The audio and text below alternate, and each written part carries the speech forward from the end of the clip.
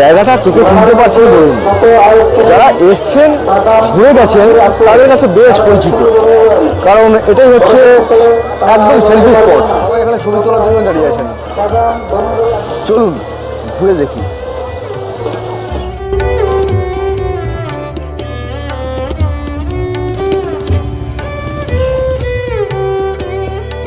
পৌষ মেলায় প্রবেশের প্রধান গেটটা আপনি পেয়ে যাবেন সেন্ট্রাল লাইব্রেরির সামনেই। এই রাস্তার অন্য পাশে রয়েছে বিশ্বভারতী ইউনিভার্সিটির সেন্ট্রাল অফিসটা। আরেকটি প্রবেশ পথ আপনি পেয়ে যাবেন ফার্স্ট গেটের মুখোমুখি। ফার্স্ট গেটের ঠিক ভিতরেই রয়েছে এই বিশাল বড় সাইকেল স্ট্যান্ড। প্রতি বছর মেলার সময় এই স্ট্যান্ডটি তৈরি করা হয়। আমরা ছোটবেলায় মেলা ঘোরার সময় অসংখ্যবার এখানে সাইকেল রেখেছি। মেলা ঢোকার সাথে সাথেই আপনার চোখে পড়বে রং বেরঙের দোকানপাট। তবে আমরা প্রথমেই চলে যাব এক্সিবিশন গ্রাউন্ডের দিকে। মাঝের রো বরাবর মাটিতে বসেন গ্রামগঞ্জ থেকে আসা শিল্পীরা।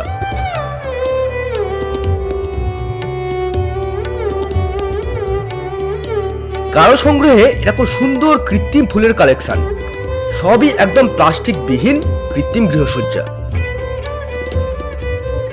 কেউ বা পিতলের মূর্তি নিয়ে হাজির। ডোকরার কাজ পাওয়া যায় ঠিক আগের রোতে। জায়গায় জায়গায় দেখতে পাবেন হাতে আঁকা মধুবনী চিত্রের দোকানপাট, আর দুপাশে আছে হস্তশিল্পের বড় দোকানগুলো। আছে বাটিক, কাঁথা স্টিচ, লেদার ওয়ার্ক, কার্পেট, বেতের কাজ, আরো কত কিছু।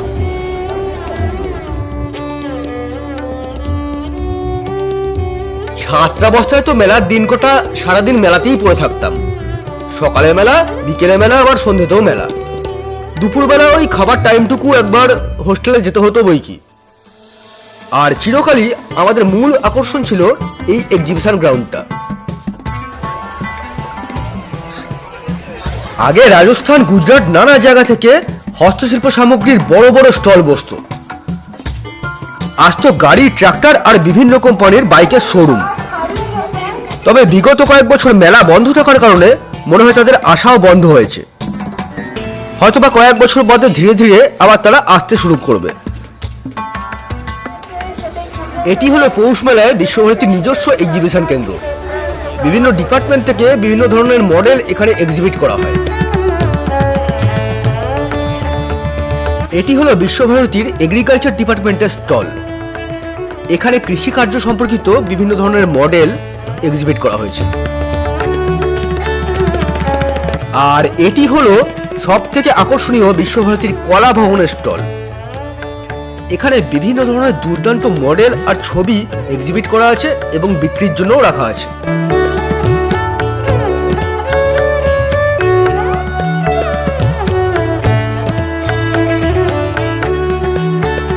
বিজ্ঞান সহ বিশ্বভারতীর অন্যান্য ডিপার্টমেন্টের স্টলও এখানে আছে। তবে আপাতত আমরা এগিয়ে যাই সামনের দিকে। পৌষ মেলার এই পোর্শনটা হলো বইয়ের স্টলের জন্য সংরক্ষিত।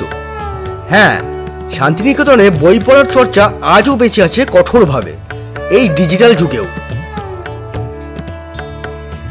এখানে দেখছি আফগানিস্তানি শুকনো খাবারের একটা স্টল হয়েছে। একদম খাঁটি জিনিসই মনে হচ্ছে।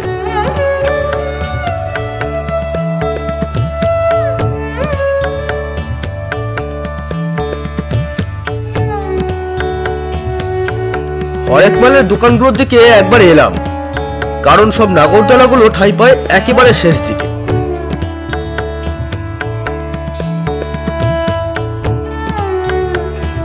হরেক মাল 10 টাকা 20 টাকার দোকানগুলোতে কিন্তু আশেপাশের গ্রাম থেকে আগত মানুষজনের ভিড় থাকে প্রবল। এখন দিনের বেলা বলে একটু কম রয়েছে। এখানে নকল পোলার দোকানের চারপাশে ভিড় জমিয়েছেন একদল গ্রামবাসী। আরো একটু ওই পাশে গেলে দেখতে পাওয়া যাবে শীতবস্ত্রের বিশাল সম্ভার, যাকে বলে ভুটিয়া মার্কেট। ওখানে প্রায় 100-র কাছাকাছি দোকান আছে। তবে এবার আর ওদিকে গেলাম না। এ তো মাত্র একটা জিলিপির দোকান দেখালাম। ওই পাশে গেলে দেখতে পাওয়া যাবে সারি সারি জিলিপির দোকান।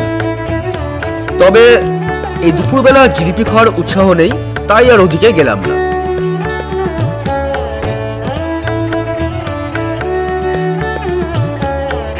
একটা অন্তত পিঠেপুলি স্টল না দেখালে পৌষ মেলা ব্যাপারটা ঠিক সম্পূর্ণ হচ্ছিল না।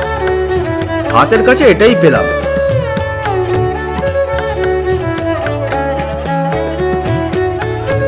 মধ্যাহ্ন ভোজনের পর সান্ধ্য পরিভ্রমণটা অত্যন্ত জরুরি।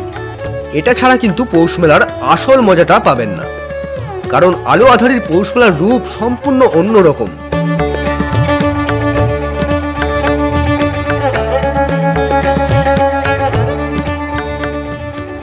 এটা হচ্ছে ফেস আর্ট সেশন। কলাভবনের এক ছাত্রী এই ছোট্ট দোকানটা দিয়েছে, আর ব্যাপারটা আমার কন্যার কাছে বেশ আকর্ষণীয় মনে হয়েছে, তাই আর কি। আমরা মেলাতে এসে ফেস আর্ট করলাম। আমি ইউনিকর্ন এঁকেছি আর আমি এঁকেছি একটা সুন্দর বাটারফ্লাই। আর তার পাশেই কলাভবনের আরো 2 ছাত্রছাত্রী ছোট্ট ছোট্ট হ্যান্ডমেড ব্যাজের একটা দোকান দিয়েছে। 2 বন্ধু এখানে ফেভারিট চুজ করতে পাক্কা 15 মিনিট সময় লাগিয়েছে।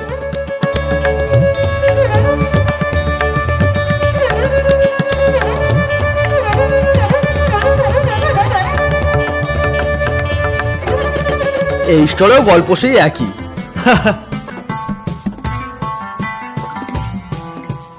এই জিনিসটা কিন্তু আমি প্রথম দেখলাম।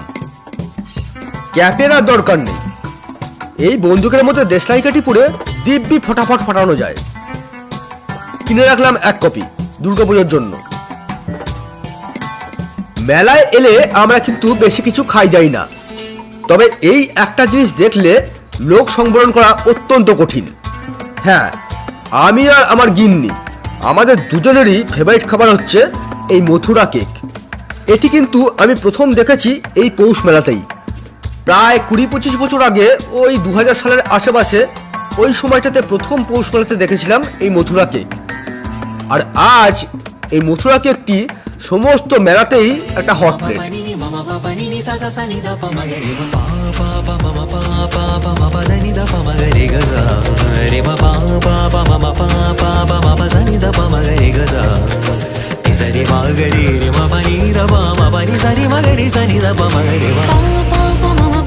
বেশ অনেকক্ষণ মেলা ঘোরার পর পা বেশ ধরে যায়, আর তার সঙ্গে খিদেও পেয়ে যায়। তখন আমাদের সহায় এই দোকানটা। বিশ্বভারতীর কিছু এক্স স্টুডেন্ট মিলে প্রতি বছর এই স্টলটা দেয়।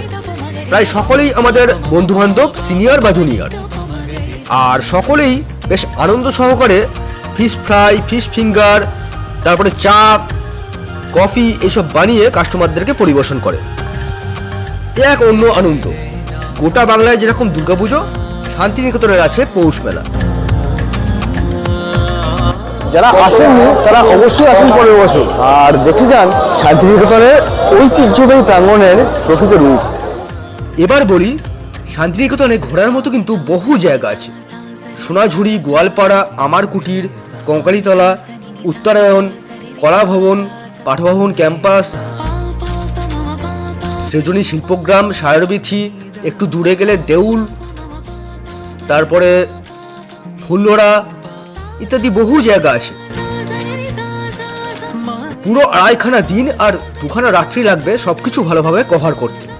তবে কি ভাবছেন, পৌষ মেলার সাথেই ঘুরে নেওয়া যাক সবকিছু, তাই তো? চলুন ঘুরে দেখাই 4-5টা।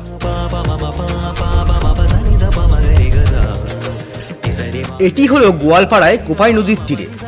এটা ছিল আমাদের পাঠভবন স্কুলের বার্ষিক পিকনিকের জায়গা। আজ থেকে 10-12 বছর আগেও জায়গাটা ছিল একেবারে খোলামেলা। আমি সবাইকে বলতাম এখান থেকে ঘুরে আসতে, তবে এবার দেখে একেবারে চক্ষু চড়ক গাছ। জায়গাটা বিভিন্ন প্লটে প্লটে ভাগ হয়ে বেশিরভাগটাই বিক্রি হয়ে গেছে। পাঁচিলে পাঁচিলে 6 লাখ। হয়তোবা কদিন পরে গজিয়ে উঠবে নতুন নতুন হোটেল। এরই মধ্যে খুঁজে পেলাম এক টুকরো সর্ষে ক্ষেত, যেখানে পুরনো স্মৃতি ঘেটে 2-1টা ছবি তোলা যাবে।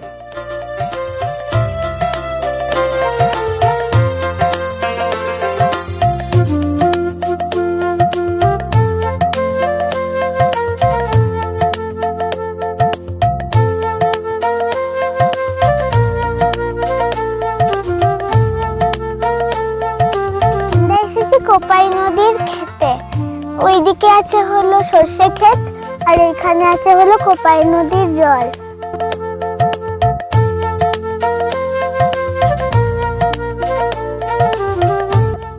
জলটা কি সুন্দর, একদম পুরো স্বচ্ছ কাচের মতো।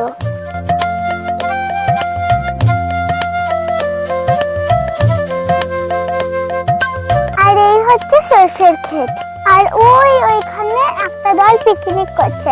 এখানে অনেকেই পিকনিক করতে আসে, কারণ এই জায়গাটা ভীষণ সুন্দর আর ভীষণ সুন্দর হাওয়া দেয়। পিকনিকের জন্য একদম সবার থেকে ভালো স্পট এটা।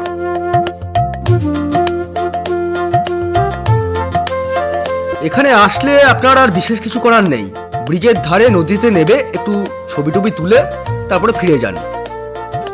গোয়ালপাড়ার সেই সৌন্দর্য আর নেই, উন্নয়নের জালে একেবারে ধরা পড়ে গেছে। এবার চলুন শান্তিনিকেতনের আরেক আকর্ষণ সোনাঝুরিতে। প্রথমেই দেখুন গাড়ির লাইনখানা। কি দেখবেন এখানে, আর কি বা উপলব্ধি করবেন।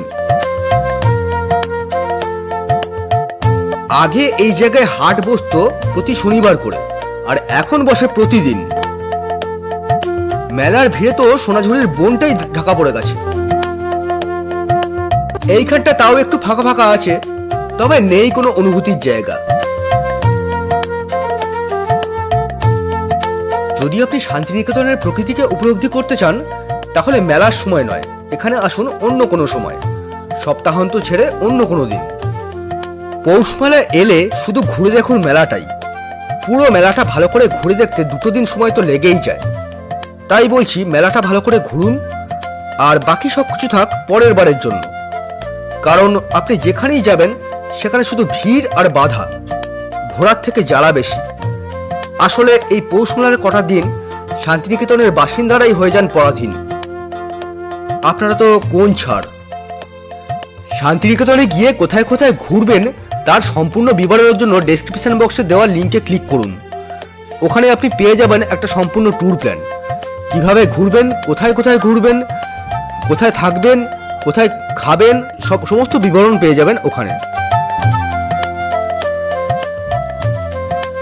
এখন তাহলে আসি, কিছুদিনের মধ্যেই ফিরবো শান্তিনিকেতনের সম্পূর্ণ ভিডিও নিয়ে।